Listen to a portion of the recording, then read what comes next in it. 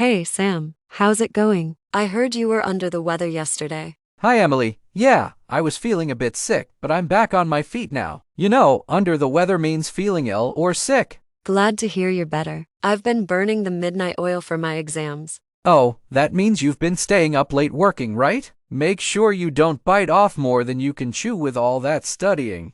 Absolutely. It's about not taking on more responsibility than you can handle. Speaking of which, I decided to throw in the towel with my part-time job. Really? You quit? Throw in the towel is used when someone gives up because they don't think they can succeed. Yes, it was too much. But enough about me. How's your new project coming along? It's going well, although it's been a steep learning curve. That means I've had to learn a lot in a short period of time. That can be tough. Just remember, Rome wasn't built in a day. You can't expect immediate results. True, it takes time to achieve something significant. Anyway, I've got to hit the books. Got a test coming up.